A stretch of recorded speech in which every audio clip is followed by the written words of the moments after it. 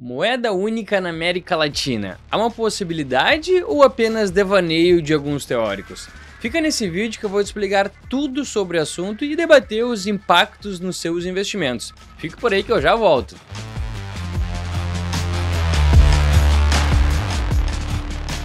Olá, eu sou Matheus Gonzalez, líder de alocação em produtos aqui na Liberta Investimentos.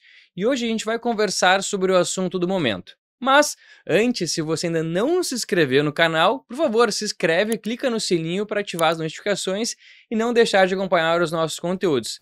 Aproveita e segue também a Liberta em meu perfil no Instagram, hein? A moeda única latino-americana é uma pauta que já surgiu em diferentes momentos ao longo da história do Mercosul. Durante minha pesquisa, encontrei muitos artigos publicados em diferentes revistas desde o início dos anos 90, com especial destaque para o Fábio Jambiagi, que é um economista do BNDES, professor da FGV e autor de diversos livros sobre a economia brasileira, como este daqui, escrito com Alexandre Schwartzman, onde eles analisam os porquês que a economia brasileira cresce menos do que poderia. Eu super recomendo, vale a pena. Bom, voltando ao tema, a moeda única já foi pauta de economistas de diferentes escolas econômicas. Lembre que Paulo Guedes defendeu a constituição de uma moeda única com a Argentina, chamado de peso real.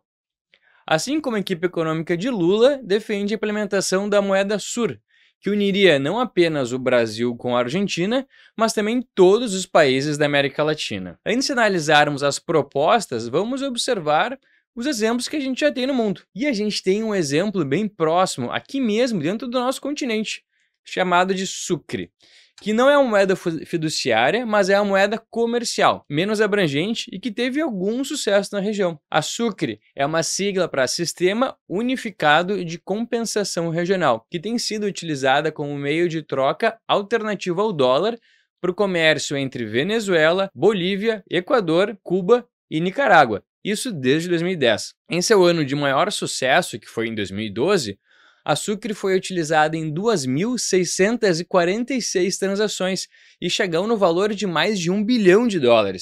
No entanto, desde a queda livre econômica que a Venezuela vem presenciando, a sua moeda viu o seu uso reduzir com o passar do tempo, né? Então, de certa forma, a gente pode ter um indicativo da aplicabilidade de uma moeda assim no nosso continente, não é mesmo? Mas, de fato, vamos olhar para a moeda fiduciária supranacional que existe hoje, que é o euro. O economista Maílson da Nóbrega, em sua coluna da Veja, que eu vou deixar o link aqui na descrição desse vídeo, escreveu: "Moeda única América Latina não passa de um sonho". Como um bom economista que entende muito de história, resgatou pontos importantes na constituição do euro. Seu início se deu em 1951, com a criação da Comunidade do Carvão e do Aço, assinado por 6 países: França, Alemanha Ocidental, Itália, Bélgica, os Países Baixos e Luxemburgo. Posteriormente, em 1957, foi assinado pelos mesmos países o Tratado de Roma, estabelecendo a Comunidade Econômica Europeia, ou CEE, e foi expandida com a adesão do Reino Unido, de Portugal e da Espanha. Após o fim da União Soviética, já em 1991, os países do leste europeu também assinaram um acordo, tornando um grupo de 28 signatários. E mais recentemente, se tornou 27 com o Brexit, lembram? Já em 1993, foi assinado o Tratado de Maastricht, que finalmente transformou a Comunidade Econômica Europeia, ou CEE, em União Europeia, e criou as normas para o advento da moeda única, o euro, introduzido em 1º de janeiro de 1999. Portanto, foram necessários 48 anos desde o primeiro acordo, longos processos de negociações, para que o euro tivesse início. A tese central por trás da constituição desses acordos não foi de unificação monetária, mas sim uma proposta de Winston Churchill para a criação dos Estados Unidos da Europa. Após séculos de guerra entre os países europeus, incluindo 2 grandes guerras mundiais, era importante que se criasse um mecanismo pacificador que fosse capaz de gerar a integração econômica, democracia e criação de riquezas no continente. Agora, uma pedra fundamental que possibilitou a existência da moeda única era a adoção do sistema de tributação do consumo pelo método do valor agregado, ou também conhecido como IVA. Propostas de criação de um imposto único semelhante ao IVA já foram debatidas inúmeras vezes no Brasil, sem avanço no Congresso. Na realidade, essa pauta de simplificação tributária, seja através do IVA ou da equalização do ICMS, estão sempre rondando o Congresso, mas sempre sem consenso dos nossos congressistas. Podemos dizer que, vendo essa necessidade de reformas, sobretudo a tributária, que Paulo Guedes se pauta ao levantar a ideia do peso real. Segundo ele, uma moeda forte regional deflagraria um ciclo de reformas para assegurar a convergência de políticas tributárias, trabalhistas e previdenciárias, o que romperia a inércia que trava nossas lideranças políticas. Será mesmo? O que está implícito nessa fala é que, por boa vontade, evitamos interessar mudanças na legislação atual. Porém, em um processo de unificação de moedas, seríamos realmente forçados a entrar nesse debate, buscando uma solução. Eu, sinceramente, não consigo ver este como o melhor caminho. De qualquer forma, a partir da experiência europeia, aprendemos que algumas premissas são importantes se concretizar antes de se avançar para a unificação da moeda.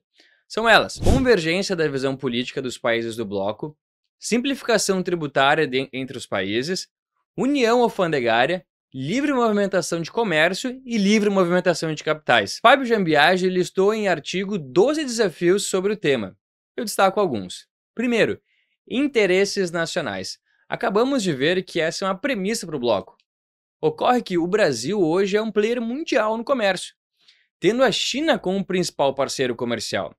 E se nossos interesses comerciais divergirem dos interesses do bloco, qual o interesse que prevaleceria? Outro ponto, qual critério se adotaria para tomar decisão desse bloco? Cada país teria direito a um voto ou o voto seria proporcional à sua representatividade econômica? No gráfico, observamos o PIB de 2021 dos maiores países da América Latina, cotados em dólar. Observamos que o Brasil apresenta o maior PIB, sendo 3,3 vezes maior que o PIB da Argentina, que é o terceiro maior PIB da região. Então, dada essa discrepância de tamanho, teríamos uma baixa representatividade dos países menores se adotarmos o critério por PIB e um excesso de representatividade se adotarmos o critério de um país, um voto. Agora vamos ao ponto mais sensível, em minha opinião: a unificação da política monetária. Fernando Urrich já publicou um vídeo sobre isso, recomendo que você veja. A América Latina não possui um histórico de responsabilidade monetária e fiscal. Por mais que no Brasil nosso histórico de ancoragem fiscal seja questionável, como eu falei no último vídeo sobre a PEC da transição, nossos vizinhos não possuem nenhuma âncora fiscal, financiando seus déficits públicos com impressões cada vez maiores de moeda. Qual o resultado disso? Inflação. Veja no gráfico o mapa de inflação dos países latino-americanos. O dado está um pouco desatualizado, apenas até agosto deste ano. Agora, a Venezuela já passa de 100% de inflação no ano e a Argentina já passa dos 80%. Agora, o que aconteceria com a nossa moeda se estivéssemos em o mesmo sistema que eles? Cabe ainda salientar que em outubro desse ano a Argentina lançou um programa de congelamento de preços. São 1.500 bens considerados essenciais que vão ficar com seus preços congelados por 120 dias, até março de 2023. Então, caso tivéssemos uma moeda única, a nossa decisão de taxa de juros e a flutuação dessa moeda estaria dependente da situação fiscal e inflacionária argentina e da Venezuela. Me parece um tanto quanto temerário, não? Será válido nos impormos esse casamento forçado com nossos vizinhos? Sobre quais justificativas? Os defensores da unificação monetária argumentam que haveria uma economia de escala para os países do bloco, pois potencializaria ao máximo os ganhos associados a uma área de livre comércio ao eliminar a barreira representada pelas incertezas acerca do câmbio. Primeiro, haveria uma economia de escala para os países do bloco, pois potencializaria ao máximo os ganhos associados a uma área de livre comércio ao eliminar a barreira representada pelas incertezas que vêm do câmbio. E segundo, a junção dos países possibilitaria criar uma moeda mais forte, independente das moedas globais.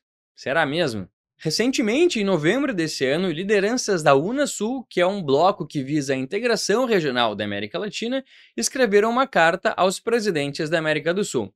Neste documento, eles sugeriram uma agenda com 12 itens que visam crescimento econômico e social dos membros do bloco, dos quais eu vou destacar alguns para vocês. Primeiro, a criação da SUR, a moeda única na região, porém quando as condições macroeconômicas permitirem a sua implementação.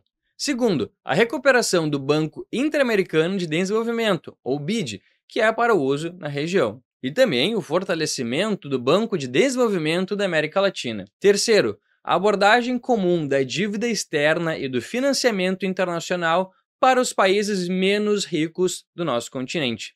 Quarto, obras prioritárias de conectividade rodoviária, ferroviária e energética. Os brasileiros que assinaram essa carta foram Dilma Rousseff, Guilherme Boulos, José Dirceu, Fernando Haddad e Aloysio Mercadante. O mercado atualmente está reagindo a diversas notícias, tanto externas, mas sobretudo notícias internas, quanto especialmente aos nomes que irão compor o novo governo, o que torna difícil isolar o impacto nos preços dos ativos de uma possível unificação monetária.